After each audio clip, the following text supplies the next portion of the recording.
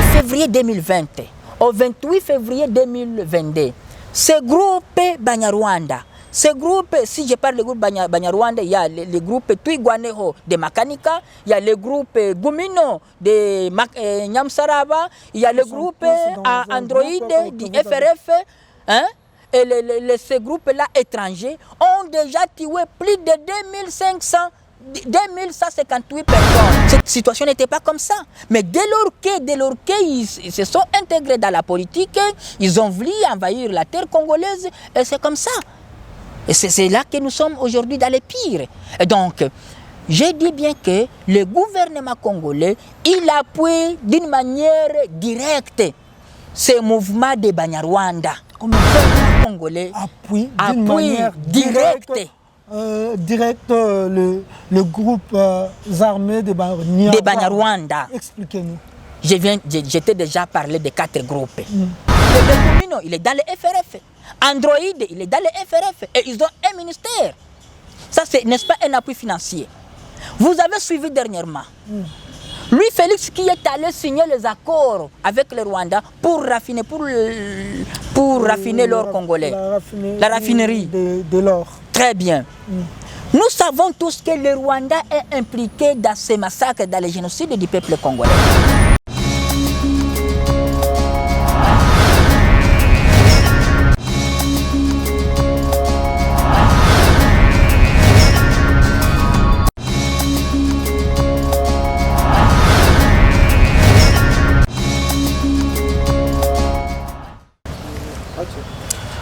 Bonjour, bienvenue dans cette émission Parlons politique, une émission qui est présentée par moi, Trésor King Bukele Kolo Congo. Je suis honoré, au-delà de toute expression, d'être devant vous. Et aujourd'hui, nous allons parler de la situation sécuritaire de l'Est, de la partie Est de notre beau et cher pays, la République démocratique du Congo.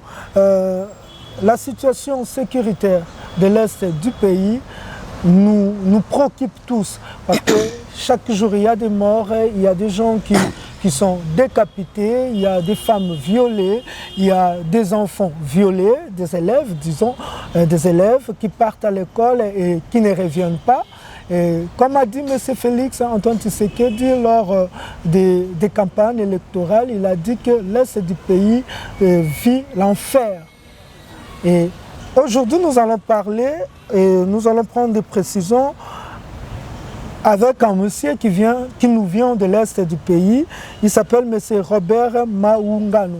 C'est M. Robert Maungano, il est professeur et il va nous expliquer, nous apporter la lumière à propos de cette situation sécuritaire de l'Est du pays. Et si nous sommes de mèche avec mon équipe technique, je vous demande d'ouvrir les champs pour que nous puissions saluer notre invité. Bonjour monsieur, professeur, bonjour.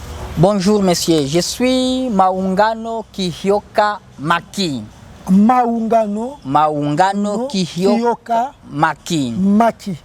Ok. Vous êtes de quelle communauté à l'Est? Parce que là-bas il y a des communautés Tutsi, communautés Nandé. C'est comme si là-bas vous ne parlez pas d'ethnie ou encore de tribus. Ok, je voudrais d'abord dire que en RDC, il n'existe pas de communauté. C'est ce qu'il faut savoir. En RDC, il n'existe pas de communauté. Il existe plutôt des tribus. Parce que le Congo était patrimoine commun de 450 tribus. Si on parle de communauté, effectivement, maintenant on voit les étrangers qui sont ici au Congo. C'est là que, si on parle de communautés, nous voyons maintenant les Tutsi rwandais qui sont dans l'agression en RDC. Mais la population congolaise s'est constituée en tribus. Il n'y a pas la communauté Nandé, il y a encore la communauté... Non, mon frère, les Nandés, c'est un peuple patriote. C'est une tribu, ce n'est pas une communauté. Je dis bien, au Congo, il n'existe pas de communauté, il existe des tribus. Parce qu'ici à Kinshasa, nous avons assisté dans des manifestations, soi-disant des ressortissants ou encore des communautés de l'Est du pays. C'est pour cela qu'on voulait avoir plus de lumière à propos de ces sujets. Est-ce que ce sont des communautés ou encore des tribus? Vous êtes de quelle tribu? Ok, je suis d'abord congolais. Je suis congolais, mais un Congolais, maintenant, parce que nous avons dit que le Congo, c'est un patrimoine commun, je suis Mufulirou. Je suis Mufulirou, qui est cette tribu aussi, qui est maintenant, qui est menacée, qui est victime de sa résistance patriotique. Et donc, comme vous parlez du Sud Kivu, comme vous parlez de l'Est, au Sud Kivu, par exemple, aujourd'hui, nous avons 8 territoires. Nous avons 8 territoires et chaque territoire a ses tribus, a des tribus autochtones de ces territoires. Et donc, moi, je viens du territoire d'Ouvira et je suis Mufulirou. Nous voulons savoir, parce que vous venez de là-bas, qu'est-ce qui se passe réellement à la partie est du Congo? Parce que c'est une question que beaucoup de gens se posent. Qu'est-ce qui se passe réellement là-bas? Pourquoi il y a des rebelles? Et à travers vous, nous pouvons avoir des réponses claires et nettes. L'Est de la RDC, je dirais déjà que c'est déjà une partie qui a été sacrifiée par le niveau central de la RDC. C'est une partie déjà abandonnée, mais nous devons louer les forces, les jeunes, le courage des jeunes qui se sont donnés à l'Holocauste pour résister à l'invasion, contre l'invasion de leur terre. C'est là que vous allez voir, aujourd'hui dans le Sud Kivu, dans les territoires d'Ouvira, Fizi et Mwenga, nous avons aujourd'hui plus de 22 groupes armés qui opèrent là-bas. Et les 22 armées là-bas, les 22 groupes armés, il y a ceux qui viennent du Rwanda et du Burundi. Il y a aussi les groupes armés de Banyarwanda. Et il y a les groupes armés des patriotes maintenant. Des compatriotes congolais qui font une résistance pour la récupération de la terre congolaise. Pour les groupes armés étrangers qui opèrent dans les hauts plateaux d'Ouvira, Fizi et Mwenga, nous pouvons citer par exemple les Redi Tabara. Les Redi Tabara qui est une milice du Burundi qui opère en RDC. C'est une milice qui est gérée par les Tutsis burundais contre le gouvernement du Burundi, mais ils viennent faire leur entraînement en RDC, dans les hauts plateaux d'Ouvira, Fizi et Mwenga. Il y a les FNL du Burundi, il y a les Imbonerakure du Burundi, il y a les FDLR du Rwanda qui sont dans les hauts plateaux d'Ouvira, Fizi et Mwenga. Ça, c'est le premier groupe. Le deuxième groupe, nous avons le groupe de Banyarwanda. Le groupe de Banyarwanda, il y a au moins, par exemple, le Twigwaneho. Twigwaneho, c'est un groupe qui est sous commandement du colonel Makanika. Colonel Makanika, c'est un haut gradé de FRDC. Il y a le deuxième groupe de Banyarwanda que nous appelons Gumino. Gumino, c'est un groupe qui est sous commandement du colonel Nyamsarava. Nyamsarava, c'est un Munyarwanda qui recrute des jeunes en Ouganda et il les amène au Congo, à Ouvira. Soit les jeunes Banyarwanda et les autres qui sont en Ouganda, ils les amènent là-bas. Il y a aussi le groupe Nyamsaraza, lui récupère les Imbonerakure au Burundi. Il y a le groupe Android. Le groupe Android, c'est lui maintenant qui recrute les jeunes Banyarwanda qui sont en Ouganda et il les amène à Ouvira. Tous ces trois mouvements là-bas, tous ces trois mouvements sont dans les mouvements qu'on appelle FRF, Force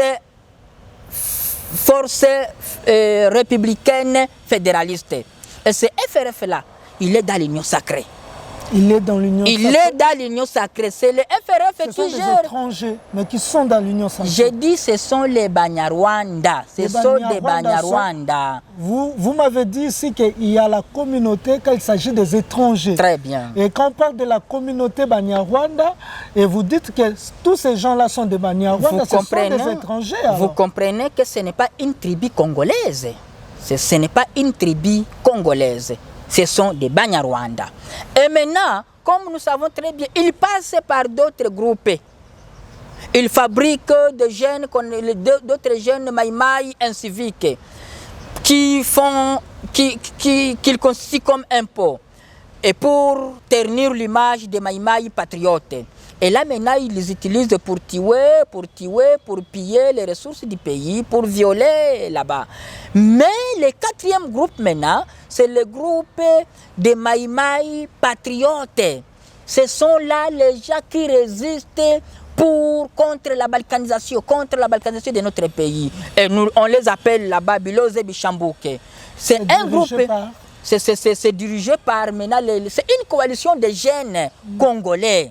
C'est une coalition de jeunes congolais qui se sont donnés à un leader, un dirigeant de ces jeunes patriotes. Il y a un dirigeant qui est là-bas parce que c'est devenu aussi une coordination qui lutte contre la balkanisation, de notre... Le nom du dirigeant, on ne peut pas citer ici à la télévision. Je vais te le dire, Il est là-bas. Mais c'est maintenant plusieurs leaders de plusieurs tribus, les Bafuliru, les Banyindu, les Babembe, les Bavira, tous ces Congolais-là qui se sentent que notre patrie est menacée, l'unité territoriale est menacée. Il est dans ce mouvement, Biloze Bishambouke. Et là maintenant, vous allez comprendre que c'est un mouvement contre tous les autres mouvements. Vous me comprenez? Et si nous parlons en termes de statistiques, depuis février 2020 au 28 février 2022, ce groupe Banyarwanda, si je parle du groupe Banyarwanda, il y a le groupe Twigwaneho de Makanika, il y a le groupe Gumino de Nyamsaraba, il y a le groupe Android du FRF, hein? Et ces groupes-là étrangers ont déjà tué plus de 2158 personnes pour une période de 25 mois, au moins 86 personnes le mois. Les personnes déjà tuées par ce groupe armé. Vous me comprenez? Et là, c'est là que nous ne comprenons plus rien par rapport à ce qui se passe à Kinshasa. Mais quand vous dites que ces groupes-là sont dans l'union sacrée, comment expliquer? Parce que nous savons que l'union sacrée, c'est une vision du chef de l'État. Quand on parle de la vision du chef de l'État, c'est la paix, c'est le peuple d'abord. Et le groupe qui tue le Congolais, qui est dans l'union sacrée, comment vous pouvez expliquer ça? Très bien. Quand vous parlez de la vision, effectivement, c'est ça la vision. La vision, là, c'est pour livrer le Congo. C'est pour envahir, c'est pour l'infiltration. Est-ce que vous savez bien que vous avez vu la rébondance de M23, la réapparition de M23? Parce que, ok, très bien. Et donc, c'est ça, effectivement, c'est ça. La vision du chef de l'État, un groupe qui se retrouve dans la vision du chef de l'État, arrive à tuer plus de 2000 et quelques Congolais. Effectivement, c'est la question aussi que je pouvais... La vision du chef de l'État, c'est le peuple d'abord. Ok. Protéger le peuple, la sécurité du peuple congolais, le social du peuple congolais. Je voudrais d'abord te demander si tu es congolais ou non. Je suis congolais. Tu es congolais. Tu es en RDC depuis quand? Est-ce que tu as été en RDC depuis que Kabila a été, depuis que Félix a été là? Depuis Laurent Désiré Kabila. Et maintenant, est-ce que tu es là? Tu es ici à Kinshasa. Est-ce que, monsieur, tu peux me dire que Félix, c'est quelqu'un qui est en train de travailler pour les Congolais? Qu'est-ce qui s'est amélioré? Qu'est-ce qui a changé pour les conditions sociales, économiques et politiques et sécuritaires des Congolais? Les choses s'empirent, au contraire, les choses s'empirent. C'est là que vous venez de dire très bien que sa vision, c'est celle-là que vous avez vu. Sa vision, c'est ça, livrer le Congo aux envahisseurs, massacrer les peuples congolais. C'est ce que si nous avons vraiment quelqu'un qui a une vision de protéger les peuples, pourquoi l'état de siège a échoué? Pourquoi on est en train de tuer les populations jusqu'à ce niveau-là? C'est tout simplement quelqu'un qui n'a pas de force, c'est quelqu'un qui est débordé, c'est quelqu'un qui est limité, qui ne connaît pas ce qu'il doit faire, qui ne connaît pas ce qu'il fait. C'est ça le problème. Et quand nos autorités ici, à Kinshasa, nous disent que ce sont des Congolais qui sont derrière tout ce qui se passe à l'est du pays, et vous nous citez les Ougandais, les Rwandais, vous allez dire quoi? Que les autorités ne sont pas au courant de ce qui se passe là-bas à l'est du pays, où ils inventent des choses seulement pour distraire le peuple congolais? Très bien. La réponse est principale, est directe, est que vous avez écouté de la commune de Minembwe. Vous avez écouté. C'est une commune d'abord qui a été insérée frauduleusement. Et M. Félix lui-même a dit que qu'il a annulé le fonctionnement de cette commune. Mais C'est lui maintenant qui a donné la force parce que la commune là ne fonctionne plus comme commune, mais elle fonctionne comme un État, comme un gouvernement à part. Donc c'est une extension de Chilombo à Minembwe. Minembwe aujourd'hui a son drapeau. Donc je dis bien c'est une extension de Chilombo à Minembwe parce que c'est un gouvernement à part et c'est donné au Banyarwanda. C'est ça la vision de Félix. Le groupement Bijombo, aujourd'hui, qui est un groupement de la collectivité de Bavira, les autochtones d'Ouvira. Mais il a donné ça. La commune de Minembwe a été installée par qui? C'est par Azarias Ruberwa. Ce n'est pas que c'est un sujet Mnyarwanda. Le groupement Bijombo, on va installer là-bas un animateur, un chef de groupement Mnyarwanda par Alexis Gisaro et toute une grande délégation de Kinshasa. C'est ça la vision de Félix, n'est-ce pas?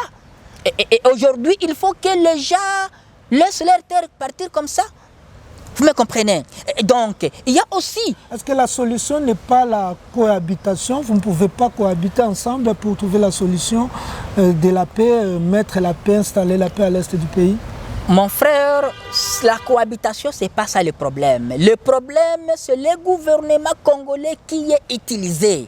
Le gouvernement congolais qui fait le traitement spécial de cette communauté en défaveur des tribus congolaises. Parce que cette communauté-là que vous dites, c'est une marchandise de la communauté internationale et du gouvernement congolais.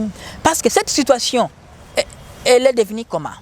Depuis avant, nous on était bien, on vivait très bien. Cette situation n'était pas comme ça. Mais dès lors qu'ils se sont intégrés dans la politique, ils ont voulu envahir la terre congolaise et c'est comme ça. Et c'est là que nous sommes aujourd'hui dans les pires. Et donc, je dis bien que le gouvernement congolais, il appuie d'une manière directe ces mouvements de Banyarwanda. Comment expliquer? Le gouvernement congolais appuie d'une manière directe. Le groupe armé de Banyarwanda. Expliquez-nous. J'étais déjà parlé de 4 groupes. Le deuxième groupe là, que je vous ai dit, le groupe de Banyarwanda, je vous ai parlé qu'il y a Makanika. Makanika, c'est un colonel bien formé. Si par le Rwanda, par le FRDC. Par le FRDC. De la il a RDC. été par le FRDC. De la RDC. Il a été formé. Et donc, si je considère bien Makanika, c'est un missionnaire de FRDC. Le Nyam Saraba là-bas, c'est lui qui gère Android. Tous ces mouvements-là, je vous dis qu'ils sont dans ce qu'on appelle FRF. Et le FRF, c'est lui qui gère aujourd'hui. N'est-ce pas qu'il est dans l'Union sacrée? Le FRF, c'est un parti politique, maintenant aujourd'hui, qui est dans l'Union sacrée. C'est un mouvement politico-militaire qui est dans l'Union sacrée et qui gère le ministère des Infrastructures. Maintenant, c'est Gisaro, comment s'appelle, Alexis Gisaro. Je ne sais pas, quelque chose comme ça, quelque chose pareil. Il est membre de ce mouvement. Vous parlez de son ministère, monsieur. C'est ça, monsieur Gisaro, j'ai dit, monsieur Maungano Kiyoka Maki. J'ai dit, le FRF, lui, monsieur Gisaro, il est venu de quel parti? Il est venu de FRF. Et c'est le FRF qui gère ces 3 mouvements. Maintenant, trois mouvements rebelles. Makanika, il est dans le FRF. Et le Gomino, il est dans le FRF. Android, il est dans le FRF. Et ils ont un ministère. Ça, c'est, n'est-ce pas, un appui financier. Vous avez suivi dernièrement. Lui, Félix, qui est allé signer les accords avec le Rwanda pour raffiner, raffiner l'or congolais. La raffinerie. De l'or. Très bien. Nous savons tous que le Rwanda est impliqué dans ces massacres, dans les génocides du peuple congolais. Et il va signer cet accord. N'est-ce pas que c'est un appui financier? Je vous dis que Makanika a été formé par le FRDC. En 2009, les populations autochtones, les tribus autochtones, les Bavira, les Bafuriru, les Babembe, ont fait une formation au sein de FRDC. Sont allés, les jeunes Bafuriru, Bavira, Banindu, sont allés dans une formation au sein de FRDC pour intégrer le FRDC. Mais tous les militaires, tous les enfants là-bas ont été refoulés. Et à la fin de la formation, ce ne sont que les gens du FRF qui sont restés, qui sont sortis co-gradés et avec de grandes fonctions au sein de FRF. En 2009, Mais tous les jeunes Bafourirou ont été chassés. Et c'est aujourd'hui maintenant que Makanika est en train de faire, de massacrer la population congolaise. La question qu'on se demande, nous les autres, est-ce que les autorités sont au courant de tout ça ou ne sont pas au courant? Est-ce que vous faites un effort d'aller vers les autorités pour leur dire, voilà ce qui se passe là-bas à l'est du pays, voilà les exactions qui se déroulent là-bas, c'est parce qu'il y a ça, il y a ça, il y a ça, il y a ça. Je ne sais pas, quand vous me dites des autorités, je ne sais pas, vous voulez que je vous dise quoi? Quand vous me dites qu'est-ce que les autorités sont au courant de ça, je vous dis comme ça. Félix, c'est qui? Félix, c'est qui? Le président de la République. Je ne sais pas. Bon, Alexis Guissaro, c'est qui? C'est le ministre. Le gouverneur du Sud Kivu qui a intronisé les chefs du groupement, de Bijombo, c'est qui? On va aller les informer comment, alors que ce sont eux qui sont en train de faire ça. C'est leur plan, non? On va encore les informer comment? Bon, merci beaucoup. Vous comprenez qu'aujourd'hui, nous sommes un peu en français parce que le monsieur Maungano, lui, le Lingala, il ne connaît pas parce qu'il nous vient directement de l'Est. Et ce qui est le Baboye, c'est pour que tous en moins compréhension, dans qu'on a souffrir. La communauté congolaise au bazar étranger, plus na lingala souffrait ou encore chercher les gens au bakoki qu'on interpréter parce que ce qui se dit ici est tellement profond. Et parlons maintenant de l'état de siège. Qu'est-ce que l'état de siège nous a apporté à l'Est? Je voudrais d'abord te remercier. Lorsque tu as dit que la communauté congolaise vivant à l'étranger. Je pense que tu as compris maintenant. Oui. Donc ce sont les gens qui sont en dehors de leur pays qu'on peut parler, c'est là qu'on peut parler des communautés. Mais à l'intérieur du pays, on ne peut pas, chez nous, on ne peut pas parler de communautés. Ça, vous avez compris. Et qu'est-ce que l'état de siège nous a apporté? L'état de siège, c'est un échec et M. Félix lui-même l'a déclaré. Et c'est ce qui nous met, nous, à l'Est, c'est ce qui nous met très mal à l'aise. Et vous préférez avant l'état de siège ou pendant l'état de siège? Tout, c'est mal, tout c'est mauvais. Et que ce qui nous met très mal à l'aise est de voir que M. Félix est en train de faire les stages sur le peuple congolais. Il fait les stages. Il fait les stages sur le peuple congolais. Et donc, ils sont en train de monter les stratégies non réfléchies, des stratégies irréfléchies, et ils appliquent ça sur le peuple congolais. C'est là que vous allez voir qu'il y a eu plus de morts pendant l'état de siège qu'avant l'état de siège. Parce que ce sont des stratégies irréfléchies. Si vous allez aujourd'hui dans le Nord Kivu ou en Ituri, l'état de siège a servi à quoi? Aujourd'hui, pendant les 11 mois de l'état de siège, nous avons compté plus de 4561 personnes égorgées pendant l'état de siège. Ce que nous avons vu dans l'état de siège, c'est le pillage des ressources. Parce que les 74 millions de dollars qui étaient destinés au budget comme budget de l'état de siège, ça a été détourné ici à Kinshasa. Ici à Kinshasa, dans les bureaux. Nous allons parler des agresseurs ou des rebelles. Parce que quand vous parlez des étrangers, on parle toujours des rebelles ou on parle des agresseurs? Moi, je ne le parlerai comme ça. Ce sont les génocidaires du peuple congolais. Non, il ne faut plus qu'on parle des rebelles. Ce sont des génocidaires. Du peuple congolais. Mais comment on peut parler du génocide pendant que les autorités congolaises elles-mêmes ne reconnaissent pas qu'il y a génocide au Congo? Parce qu'ils sont complices. Ils sont dedans. Ils sont dans cette mafia. Ils sont là-bas. Les autorités congolaises sont là-bas. Les autorités congolaises. Ils sont dedans. Et comment on peut justifier la réapparition du groupe M23 qui n'était plus, parce qu'on ne parlait plus du M23 et là, l'M23 a réapparu? Je pense que c'est ma dernière question. C'est la question que tout Congolais peut se poser. Pourquoi le M23 qui était déjà parti, mais avait déjà disparu, mais avec Félix, il trouve encore beaucoup plus de force. Pourquoi? Parce qu'ils ont trouvé une perfusion de glycosé. Ils ont trouvé une perfusion de glycosé, leur administrée par M. Félix. C'est comme ça que nous nous disons que la maternité de la balkanisation de notre pays se trouve à Kinshasa, dans les institutions ici, et l'accoucheur principal de cette maternité, c'est M. Félix, comme vous venez de le dire. Et donc, c'est inconcevable. C'est pas moi qui le dis, hein, c'est vous. Non, non, je dis que comme vous dites que Kokoma, le M23 réapparaissent encore, c'est parce qu'ils ont trouvé un accoucheur, un nouvel accoucheur qui donne de bonnes perfusions de glycosé. Et donc, ça, c'est inacceptable. C'est là que nous appelons les Congolais.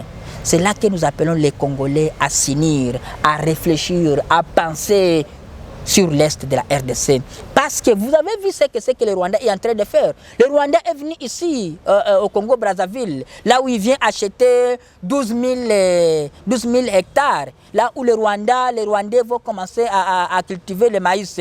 C'est à la frontière du Congo central, par le territoire de l'Uozi. Ici, à Maluku, à Kinshasa, n'est-ce pas qu'on est en train de chasser la population et on est en train de donner cet espace-là au Banyarwanda? N'est-ce pas? Ici, à Kinshasa. Ici, à Maluku, non. À Maluku, n'est-ce pas? Et donc, vous voyez bien que lui, Félix, est en train de renforcer l'ennemi à l'intérieur du pays et maintenant à l'extérieur, ils sont en train de bien superviser maintenant les frontières du Congo. Maungano, qu'est-ce que nous pouvons faire pour arrêter tout ça, pour arrêter les exactions à la partie est de la République démocratique du Congo pour qu'on ne puisse plus parler de ça une fois pour toutes?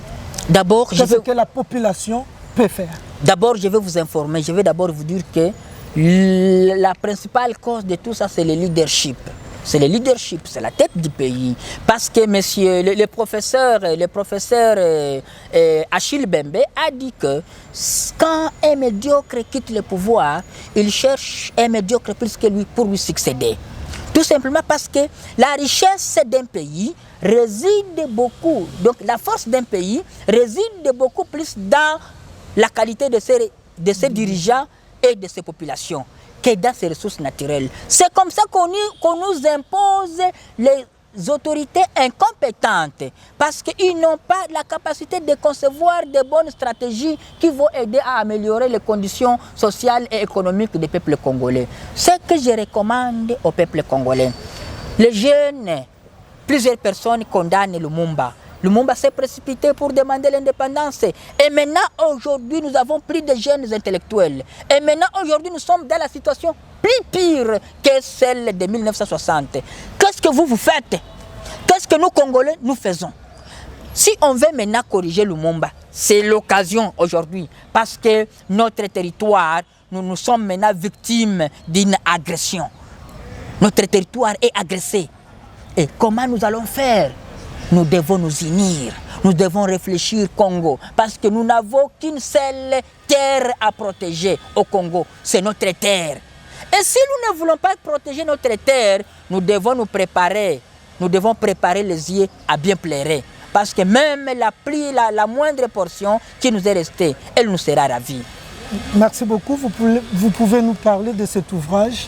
Oui, votre mot de la fin pour cette émission. Je suis l'auteur qui a publié cet ouvrage qui parle sur le leadership Fuliru et le développement socio-économique et politique de la RDC. La kakistocratie et la kakocratie du système politique de la RDC.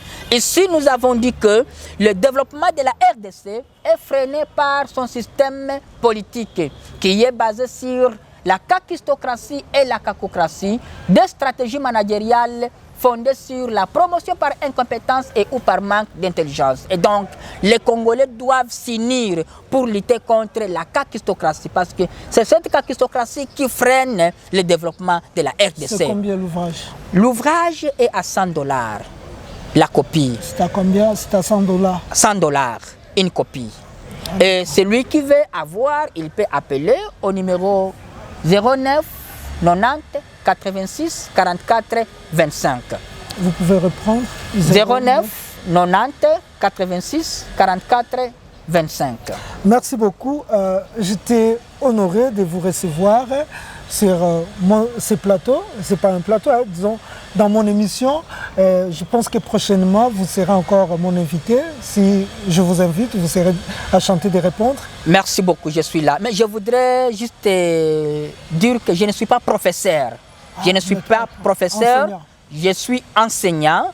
Je suis enseignant. Je suis aussi un homme politique. Je n'ai pas encore ce titre de professeur. Merci beaucoup. Au moins d'être sincère. Parce qu'ici au Congo, un enseignant peut facilement dire aux gens, appelez-moi professeur. Un étudiant peut dire facilement aux gens, appelez-moi docteur. C'est comme ça au Congo. Merci pour votre sincérité.